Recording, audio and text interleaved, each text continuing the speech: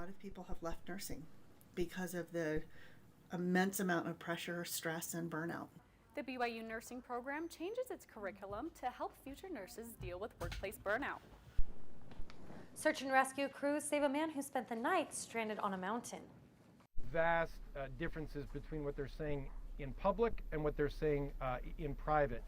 A Facebook whistleblower testifies to the Senate about the company's unethical practices.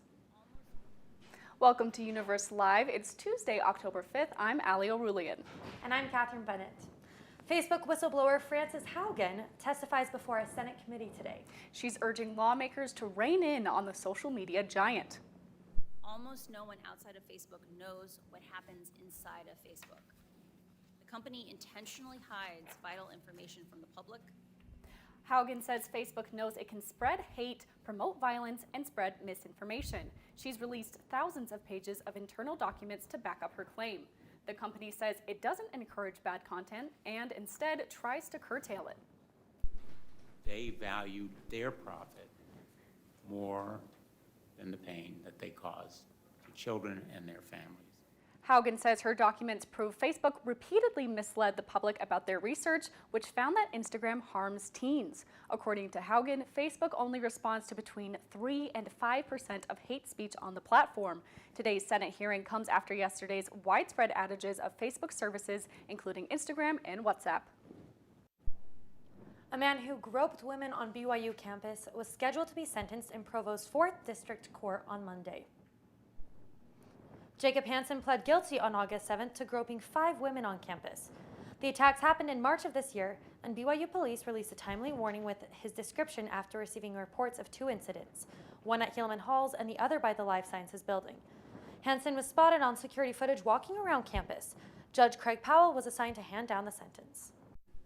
A hiker is home safe after the Utah County Sheriff's Office search and rescue team saved him from an excursion gone wrong. Just before 9 a.m. yesterday, the search and rescue team was called to assist a 51-year-old man who had spent the night near Jacob's Ladder. The man summited Lone Peak on Sunday, but lost his way in the heavy brush. The search and rescue team used lead ropes to help the man climb back to safety. Other than some scratches from scrub oak, the hiker was not seriously injured.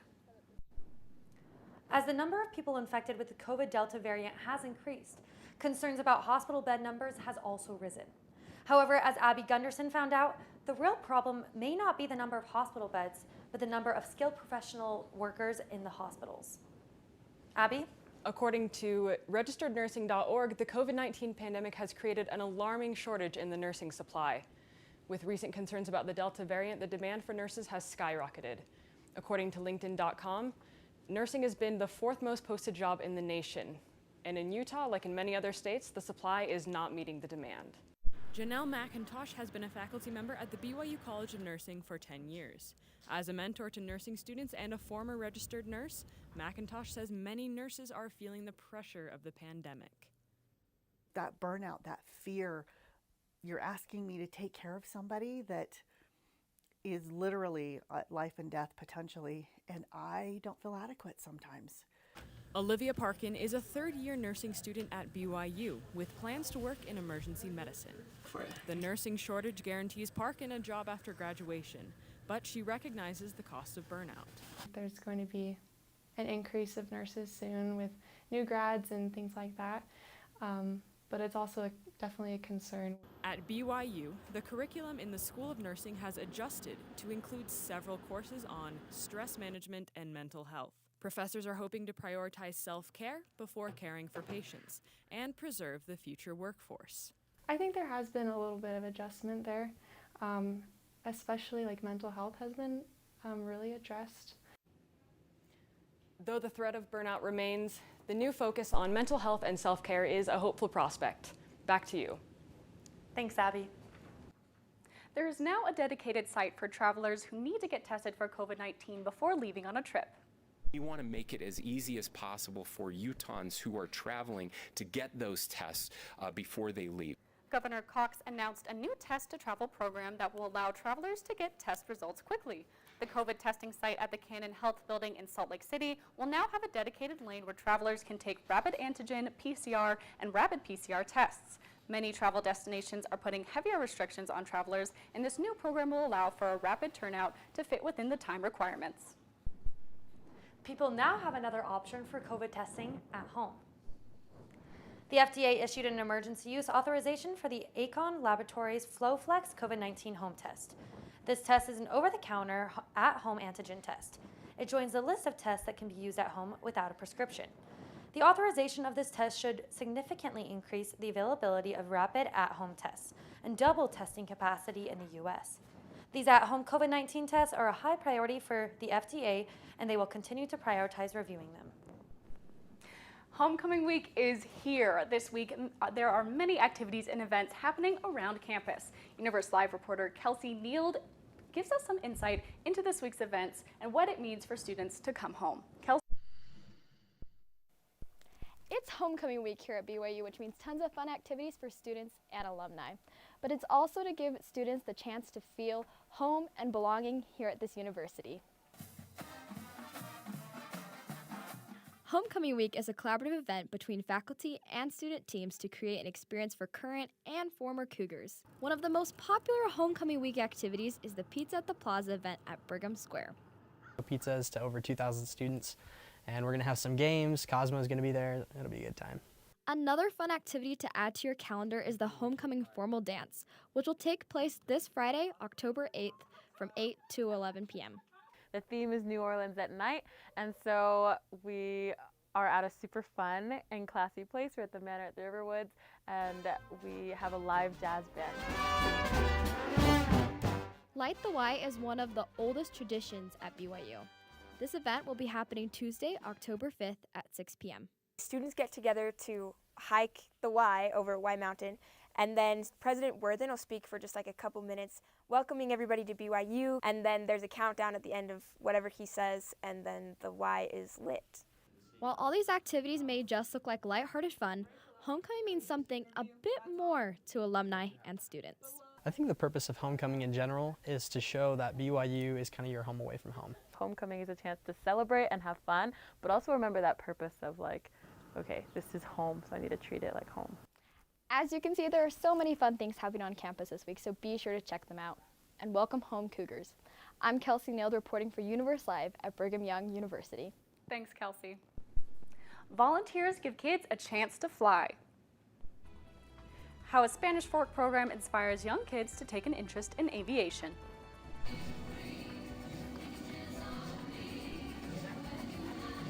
Roll through October with National Skating Month. We'll tell you where you can go to show off your tricks or put on a pair of roller skates for the first time. An update on the BYU quarterback situation, who Kalani Sitake says is ready for Saturday.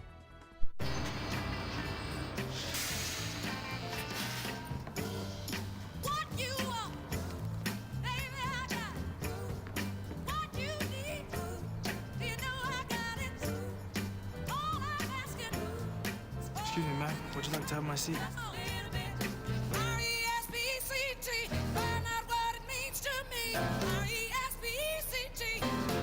A message from the Foundation for a Better Life. Another summer day has come and gone away from Paris or Rome, but I wanna go home. Oh, I miss you, you know. Let me go home.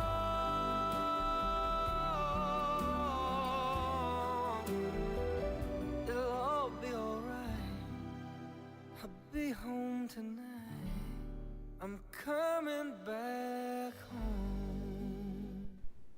Volunteer pilots and Utah kids take flight. The Young Eagles program at the Spanish Fork Airport took 93 kids aged 8 to 17 on a free ride in small airplanes on Saturday morning. The program, which has been flying for 25 years, has the mission of introducing and inspiring kids in the world of aviation. Young Eagles has served more than 2 million young people nationwide. The next Utah flight takes off from Spanish Fork Airport in April. Provo residents get a new view of Provo from space. Provo and Salt Lake City were directly visible from the International Space Station on Friday. The station, which is the size of a football field, is operated by an international partnership of space agencies from 15 countries. It has a crew of 7 astronauts at any given time. The station orbits Earth every 90 minutes at a speed of 5 miles per second, meaning the crew sees 16 sunrises and sunsets daily. Put on your helmet and knee pads and lace up your roller skates. October is National Skating Month. Universe Live reporter Katie Ann Powell found out how local skating joints in Orem are celebrating. On Friday night, roller skating and blading fans flocked to Classic Skating for $1 skate night to kick off National Skate Month. I love skating. Like, I come probably 3 to 4 times a week, and I love it because it's just like a family for me outside of my normal family. During the month of October, Classic Skating in Orem is celebrating National Skate Month. Skating is such a culture here. It's like, I would describe it as like in high school and like you and your friends all have like a spot to meet up at. Like Classic is like the spot. Like everyone can come. Over the next month, skaters and bladers alike will be trying out their new tricks on the rink. I don't really know many tricks. I kind of just like to go backwards, just dance around.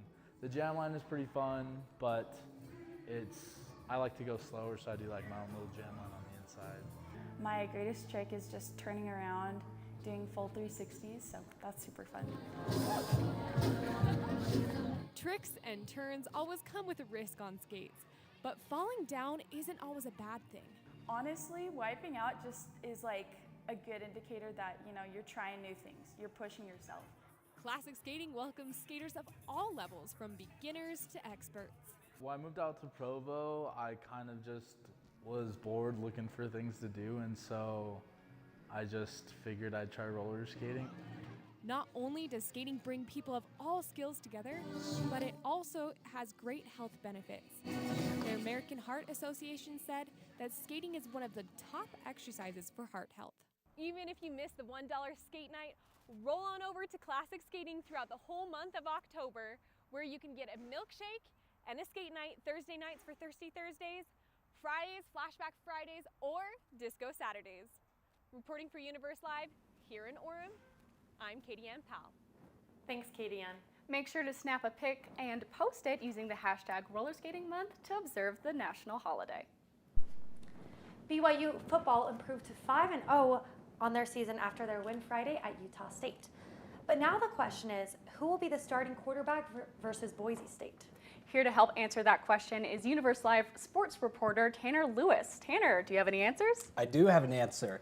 With the sophomore quarterback Baylor Romney leaving the game early Friday at Utah State, it has many Cougar fans wondering who's going to be the starting quarterback on Saturday. Starting quarterback Jaron Hall has been out since week 3, while Baylor Romney suffered a first-half injury against Utah State. Freshman Jacob Conover replaced Baylor in the second half of the Utah State game. Head coach Kalani Sitake says that of last night, all 3 quarterbacks are available to play. Yep. As far as right now, they're all still in contention to play this Saturday. So until we practice and get a look at them, no one's been taken off.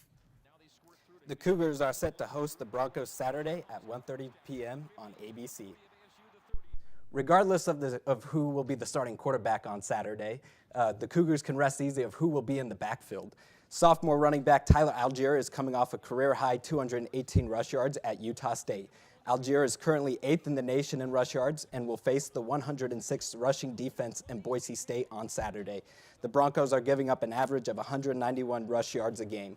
Last year at Boise State, Algier rushed for 123 yards and 2 touchdowns. BYU is looking to continue their 2-game winning streak versus the Broncos. BYU women's soccer defeated the number 16 Gonzaga Bulldogs in their West Coast Conference opener this weekend on Saturday in a 6-1 blowout. They scored 4 goals within the first 14 minutes of the match. The Cougars spread the wealth with 5 different players scoring: Bracken Mazingo, Bella Felino, Cameron Tucker, Rachel McCarthy, and Michaela Coulihan. BYU has 6 wins, 3 losses, and 1 tie on the season. They are set to host St. Mary's at Southfield on Wednesday, October 6th at 7 p.m. The BYU women's volleyball swept San Francisco this weekend in their first conference road trip. They are on a 21-set winning streak, winning 7 matches in a row.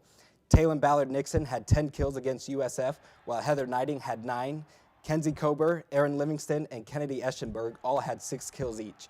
The Cougars are first in the West Coast Conference rankings. Number 8 Portland and number 7 Gonzaga come to Provo this week to play BYU at the Smith Fieldhouse on Thursday and Saturday. Those will be some fun matches. Definitely. Thanks for joining us today at Universe Live. Have a great day.